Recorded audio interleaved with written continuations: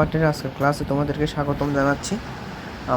এটা হচ্ছে আমাদের সহপাঠের মূলত 3 নম্বর ক্লাস। আমরা এর আগের দিন এই যে 14 নম্বর পৃষ্ঠা পর্যন্ত পড়ছিলাম। 14 নম্বর পৃষ্ঠাতে কিন্তু অনেক ইম্পর্টেন্ট লাইন আছে, ঠিক আছে? তো এই 14 নম্বর পৃষ্ঠাটা আমার মেইনলি পুরোটাই ইনফরমেটিভ। এই পুরোটাই হচ্ছে আমার জন্য ইনফরমেটিভ, কথা বুঝছো? এটা আমাদের ভালোভাবে পড়তে হবে, ঠিক আছে? এই পেজটা আমাদের জন্য 3 স্টার, একদম 3 স্টার এই পেজটা আমাদের জন্য, ঠিক আছে? আচ্ছা, আমরা আজকে পর্ব হচ্ছে মূলত 15 নম্বর পৃষ্ঠা আর 16 নম্বর পৃষ্ঠা, ঠিক আছে? 15 নম্বর আর 16 নম্বর পৃষ্ঠা, ঠিক আছে? তাহলে চলো আমরা শুরু করি আজকে। আচ্ছা, এই জায়গায় দেখো, তোমরা একটু খেয়াল করলে দেখতে পারবা যে কি আমরা এই জায়গা থেকে পড়া শুরু করার কথা, এই জায়গা থেকে। কিন্তু এই জায়গার একটু বেসিক আমার আগের পৃষ্ঠায় আছে, তো আমি আগের পৃষ্ঠা থেকে আবার শুরু করতেছি, ঠিক আছে? আচ্ছা, এখানে কি বলছে, এখানে দাঁড়াও একটু। হ্যাঁ, দুজন বিদেশি লোক আছে, এটা তো বুঝছি। একজন ইমাম সাহেব আর একজন হচ্ছে কি ওই যে মাস্টার, ঠিক আছে? আজিজ মাস্টার, এখান থেকে পড়বো আমরা। দ্বিতীয় বিদেশি মাস্টারটা হচ্ছে আজিজ মাস্টার। সে নীলগঞ্জ প্রাইমারি স্কুলের টিচার, ঠিক আছে? আচ্ছা, হেডমাস্টার। প্রাইমারি স্কুলে সরকারি সাহায্যের জন্য 3 বছর আগে শুরু হয়। আচ্ছা, উদ্দেশ্য বোধহয় একটি দুর্গম অঞ্চলে শিক্ষার আলো পৌঁছানো, এবং উদ্দেশ্য সফল হয়নি। শিক্ষকরা কেউ বেশি দিন এখানে থাকতে পারে না। মানে এই যে গ্রামটা যেটা আছে, গ্রাম এই গ্রামের মধ্যে, নীলগঞ্জ গ্রামের মধ্যে 2জন বিদেশি মানুষ থাকে, মানে লোকাল মানুষের পাশাপাশি আরও 2জন বিদেশি মানুষ থাকে, ঠিক আছে? মানুষ দুইটার হচ্ছে, একজন হচ্ছে মসজিদের ইমাম সাহেব, ওইটা সম্পর্কে আমরা গত ক্লাসে আলোচনা করছি। আরেকজন হচ্ছে আজিজ মাস্টার। আজিজ মাস্টার হচ্ছে একটা গ্রামে, মানে প্রাইমারি স্কুল, সরকারি প্রাইমারি স্কুল শুরু করার জন্য প্রাথমিক শিক্ষার আলো সবার কাছে যাতে পৌঁছাতে পারে, সেজন্য সরকারি তত্ত্বাবধানে আজিজ মাস্টার, মানে ওইখানে একটা স্কুল প্রতিষ্ঠা করা হয়েছিল আর কি, ঠিক আছে? ওইখানে সরকারিভাবে শিক্ষার আলো পৌঁছানোর জন্য কি স্কুল প্রতিষ্ঠা করা হলেও ওইখানে কিন্তু শিক্ষার অভাব কেউ পূরণ করতে পারেনি, ঠিক আছে? আচ্ছা, সেজন্য কি উদ্দেশ্য বোধ একটি দুর্গম অঞ্চলে শিক্ষার আলো পৌঁছানো, উদ্দেশ্য সফল হয়নি। এই যে কথা যেটা বললাম, ওইটা শিক্ষকরা কেউ এখানে বেশি দিন থাকতে পারে না। আচ্ছা, কেন পারে না সেটা একটু বুঝি। এখান থেকে শুরু আমাদের এখন। খাতাপত্রে 3জন শিক্ষক থাকার কথা দাগাবো, এই লাইনটা দাগাবো। খাতাপত্রে কয়জন শিক্ষক থাকার কথা? 3জন। আচ্ছা, এখন আছে একজন আজিজ মাস্টার, এখন আছে বর্তমানে কে? শুধুমাত্র আজিজ মাস্টার একজনেই আছে শুধু। আচ্ছা, লোকটা এবার আজিজ মাস্টার সম্পর্কে কি করবে, এখন কিছু বলবো আর কি। তার মানে আমার এখানে আজিজ আজিজ মাস্টার সম্পর্কিত তথ্য, আজিজ মাস্টার সম্পর্কিত তথ্য, ঠিক আছে?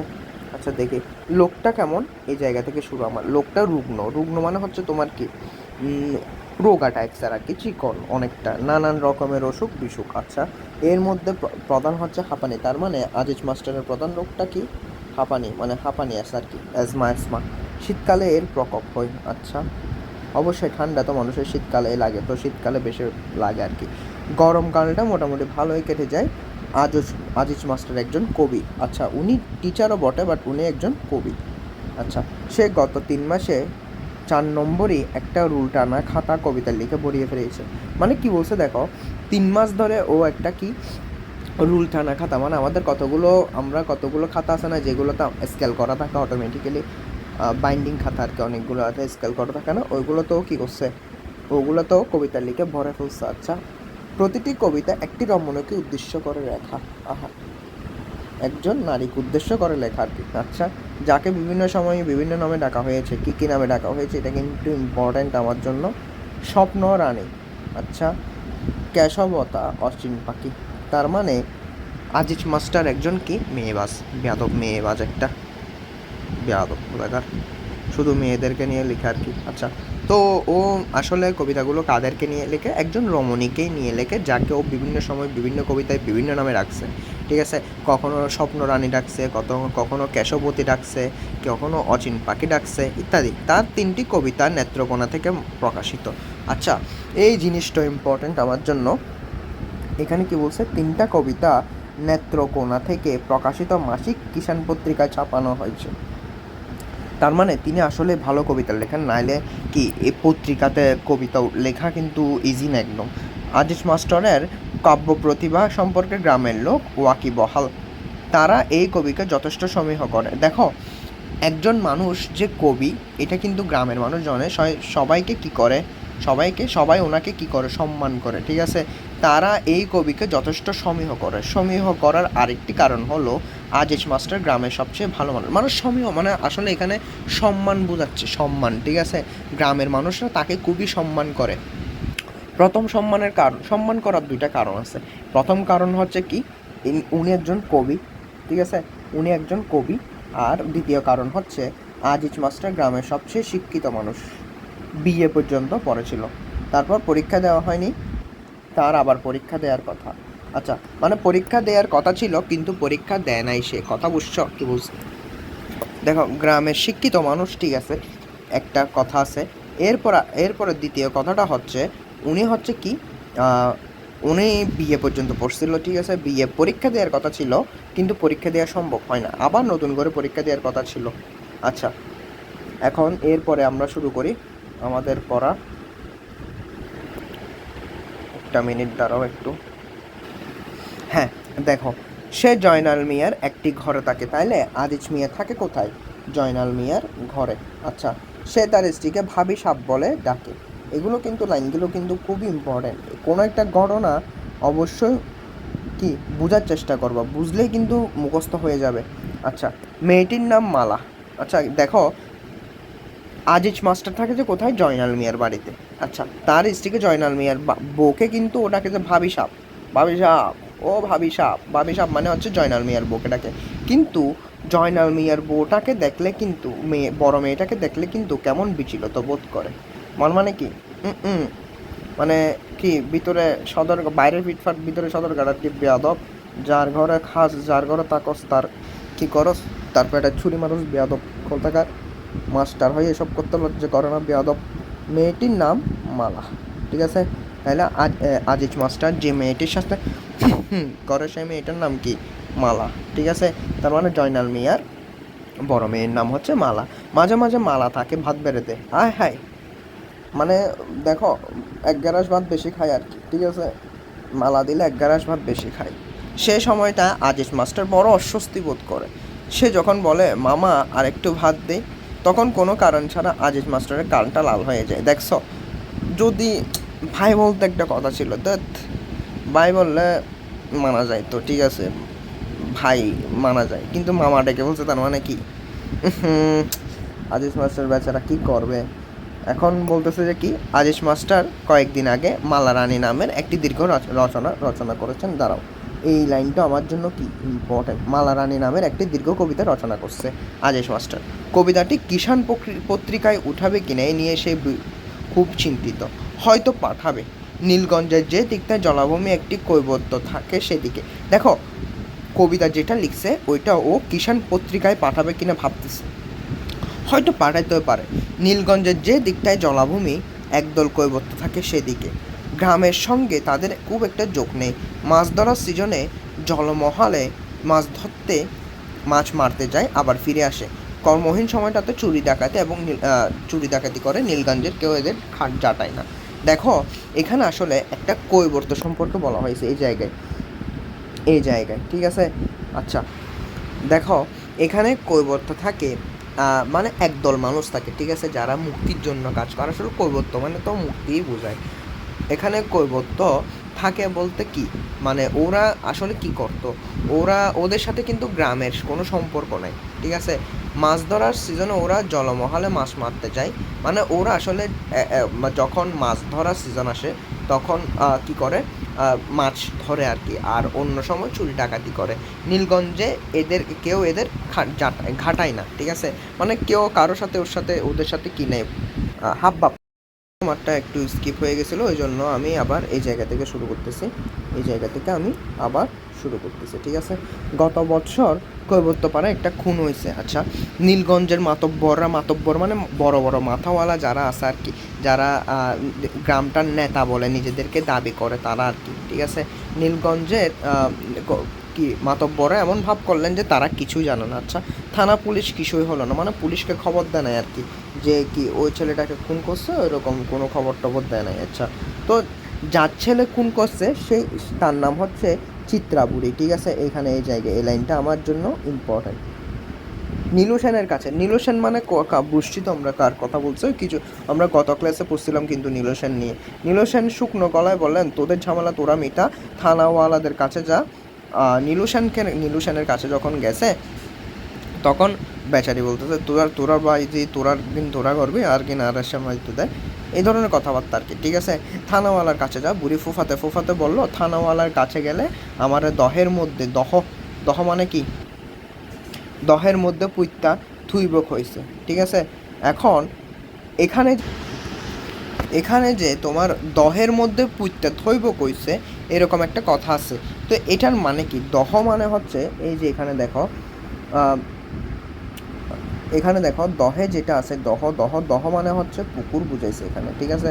পুকুরের মধ্যে পুঁতে ফেলবে বলতেছে আর কি, পুঁতে ফেলবে বলছে। আচ্ছা, নীলু সেন গম্ভীর হয়ে গেলেন, টেনে টেনে বললেন, এদের ঘাটাঘাটি করা ঠিক না, রক্ত গরম জাত, কি করবে কি।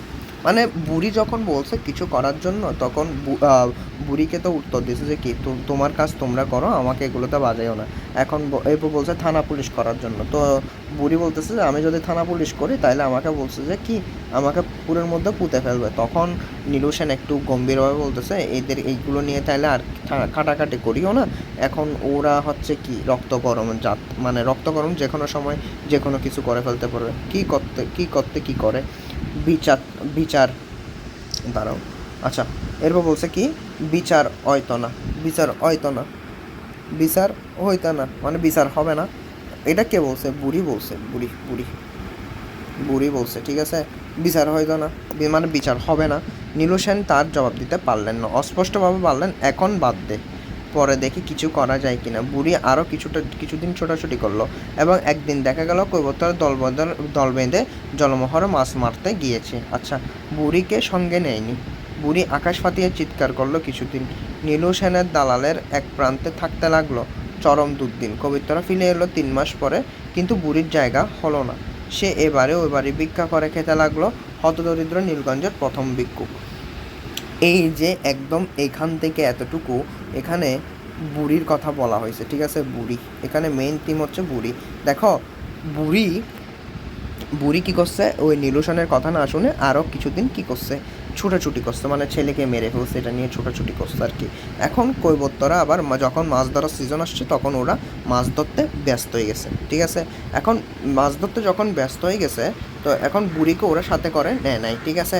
এখন বুড়ি কী করছে তোমার কি অনেক চিৎকার করতে লাগছে আর কি, মানে বুড়ি আকাশ ফাটিয়ে চিৎকার করতে লাগলো, মানে অনেক চিল্লায় কাঁদতে লাগতেছে আর কি।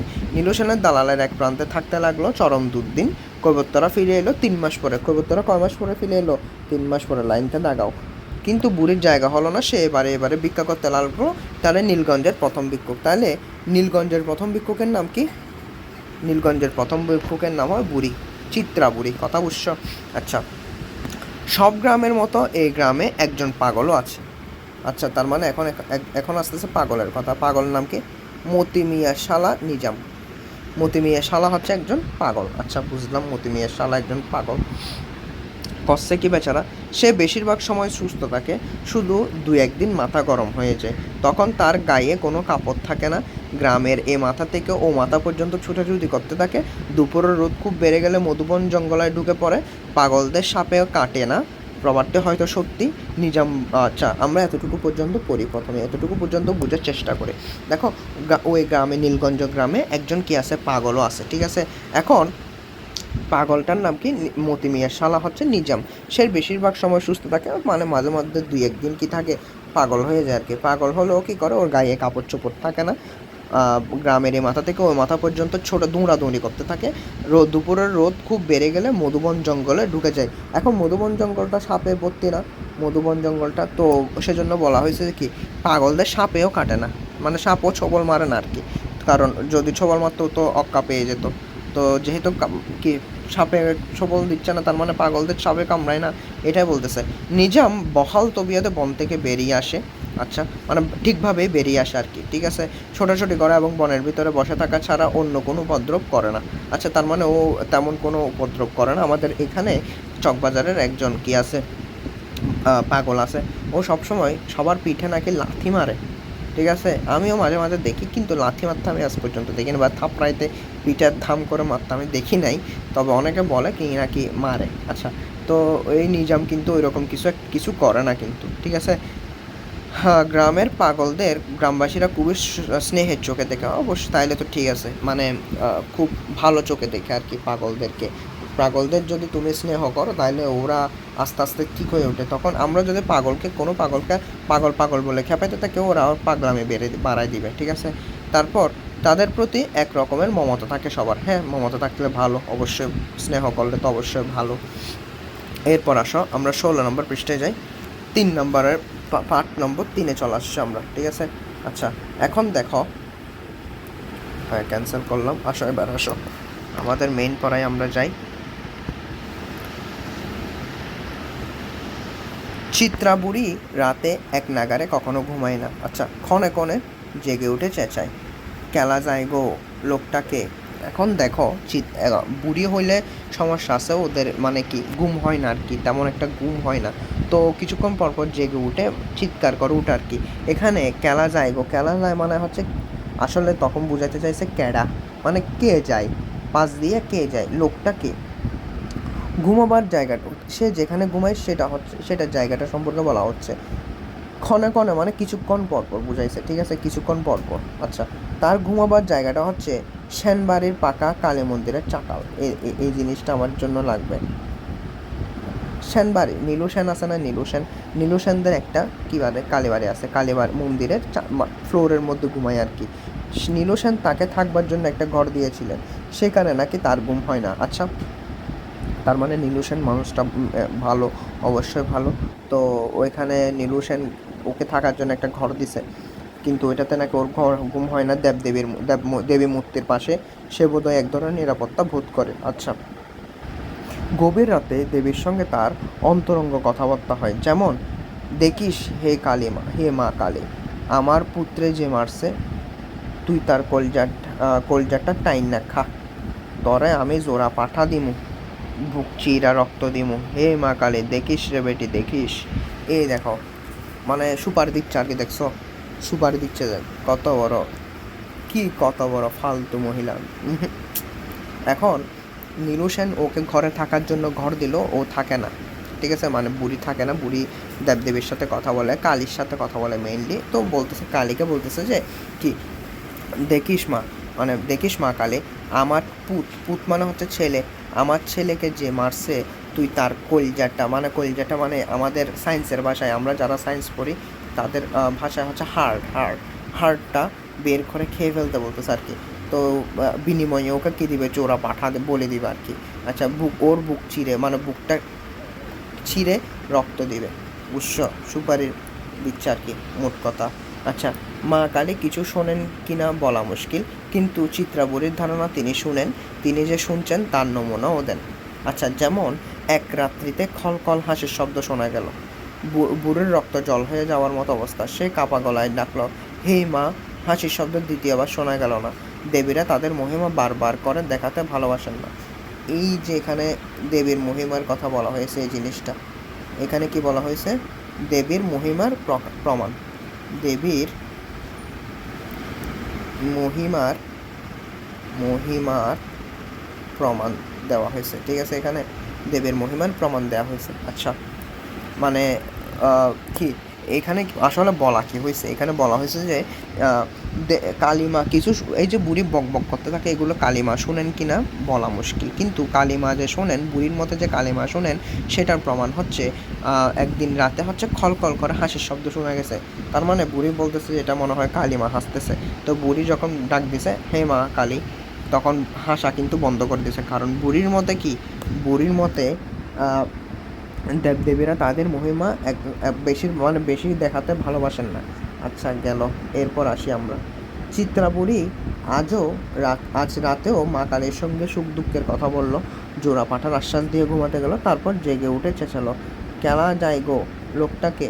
কেউ জবাব দিল না, কিন্তু বুড়ির মনে হলো অনেকগুলো মানুষ যেন এদিকে আসছে। আচ্ছা, শব্দ করে পা ফেলছে, হা হু হা এরকম একটা আওয়াজ ভাসছে, ডাকাত নাকি?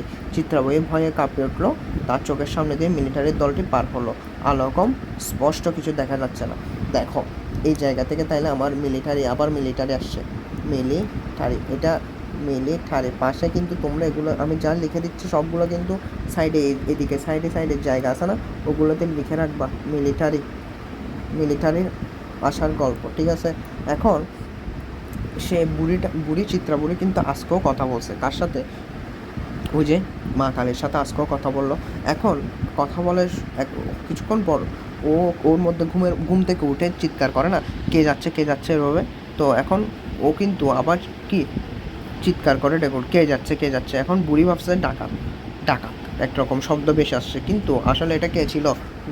মিলিটারির দলটা পার হলো। আলো কম, স্পষ্ট কিছু দেখা যাচ্ছে না, ঠিক আছে? এবার আসো, চিত্রাবুড়ি কিছু বুঝতে পারলো না এরা কারা, এই রাতে কোত্থেকে এসেছে। বুড়ি দেখলো সেনবাড়ির সামনে দাঁড়িয়ে বেশ কয়েকবার টর্চের আলো ফেললো। এর মানে কি ডাকাত?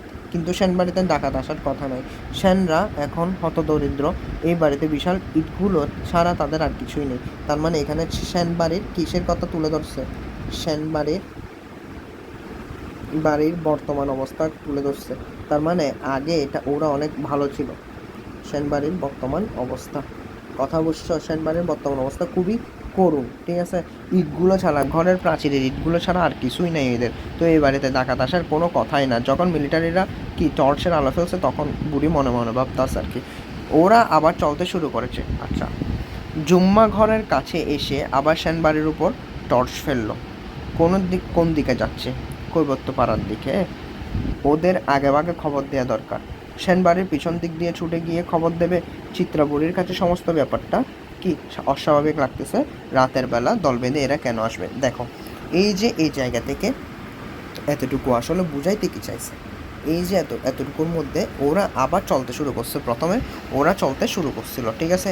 এরপরে জুম্মা ঘরের কাছে এসে আবার সেনবাড়ির উপর টর্চ ফেলে কিছু না পেয়ে আবার হাঁটা শুরু করছে। বুড়ি ভাবতেছে কোন দিকে যাবে এখন ওরা কি কৈবত্য পাড়ার দিকে যাবে? কৈবত্য পাড়া মানে ওই যারা কি 3 মাসের জন্য গায়েব হয়ে গিয়েছিলো, যারা খুন ডাকাতি করে বেঁচে থাকে, মাছ ধরার টাইমে শুধু মাছ ধরে, এদের ওই দিকে যাবে নাকি? এখন বুড়ি ভাবতেছে যে কিষানবাড়ির পিছন দিক দিয়ে ছুটে গিয়ে কি ওদেরকে আগে বলে দিবে? এটা একটা ব্যাপারটা কিন্তু অস্বাভাবিক লাগতেছে বুড়ির রাতের বেলা এরা কে? বুড়ি এখন টেনশনে পড়ে গেছে। আচ্ছা, না, কৈবত্য পাড়ার দিকে যাচ্ছে না। জুম্মাগড় পেছনে ফিরে এরা সড়কে উঠে গেল। আচ্ছা, তার মানে পাকিস্তানিরা কোথায় গেছে? মিলিটারিরা সড়কও উঠে গেছে। টর্চের আলো এখন আর ফেলছে না। বুড়ির মনে হলো এরা স্কুল ঘরের দিকে যাচ্ছে। বুড়ির কোথায় মনে হলো স্কুল ঘরের দিকে যাচ্ছে? আজিজ মাস্টারকে খবর দেওয়া দরকার, কিন্তু তারও আগে খবর দেওয়া দরকার কৈবত্য পাড়ায়। বিপদের সময় নিজ গোত্রের মানুষের কথাই প্রথম মনে পড়ে। তার মানে আমি এই জায়গা থেকে কনফার্ম হইলাম যে কি বুড়ি আসলে কি কৈবত্য পাড়ার মানুষ, ঠিক আছে? এই জায়গা থেকে আমি কনফার্ম হলাম। আচ্ছা, 4-5টা কুকুর একসঙ্গে চিৎকার করতেছে। কয়টা কুকুর? 4-5টা কুকুর। এই জিনিসগুলো আমার জন্য ইম্পর্টেন্ট। এরা কিছু টের পেয়েছে। কুকুর বেলার অনেক কিছু আগে ভাগে জানে। তার মানে নিম্নতর পশু পাখি যারা আছে ওরা আগে ভাগে জানে। বুড়ি কালী মন্দিরের চাটাল থেকে নেমে এলো। সে কোন দিকে যাবে মনস্থির করতে পারতেছে না। আচ্ছা, ঠিক আছে। গ্রামে মিলিটারি ঢুকছে, এটা প্রথম বুঝতে পারেন নীলগঞ্জ মানুষের ইমাম সাহেব। এই জিনিসটা ধরে নাও তোমার অর্ধবার্ষিক পরীক্ষায় এসে গেছে। কে বুঝতে পারে? মসজিদের ইমাম সাহেব প্রথম বুঝতে পারে, ঠিক আছে? পাকা মসজিদের সিঁড়িতে দাঁড়িয়ে তিনি সূরা ইয়াসিন পড়ছিলেন। আজান দেওয়ার আগে তিনি 3বার সূরা ইয়াসিন পড়েন। এটা মুসলিমদের একটা দোয়া আর কি, ঠিক আছে? পাকা মসজিদের সিঁড়িতে দাঁড়িয়ে, কোথায় দাঁড়িয়ে? সিঁড়িতে দাঁড়িয়ে তিনি কি করছেন? তিনি সূরা ইয়াসিন পড়েছিলেন। আজান দেওয়ার আগে তিনি 3বার, কয়বার? 3বার, এটা কিন্তু লাগবে। 3বার সূরা ইয়াসিন পড়েছেন। দ্বিতীয়বার পড়বার সময় অবাক হয়ে পুরো দলটাকে দেখলেন এরা স্কুল ঘরের দিকে যাচ্ছে। তার মানে দ্বিতীয়বার পড়ার সময় পুরো দলটাকে দেখছে উনি 3বার পড়তেছেন, তো দ্বিতীয়বারের মধ্যে দেখছে আর কি। আর ওরা কোথায় যাচ্ছে? স্কুল ঘরের দিকে যাচ্ছে। তার মানে প্রথম টের পাইছে কে? ইমাম সাহেব। তার মানে আজকে এরপর আর আছে, এরপর 17 নম্বর পৃষ্ঠা। দেখো আজকে যেটা পড়লাম আমরা, এটা খুবই ইনফরমেটিভ। তো সবাই অবশ্যই কি করবা, অবশ্যই যখন আমার ক্লাসটা করার পর অবশ্যই একবার রিভিশন দিয়ে নিবা, ঠিক আছে? একবার রিভিশন দিলে কি হবে, তোমাদের জন্য পড়াটা আরও ইজি হয়ে যাবে। কথা বুঝছো? ঠিক আছে, তাহলে ভালো থাকবা।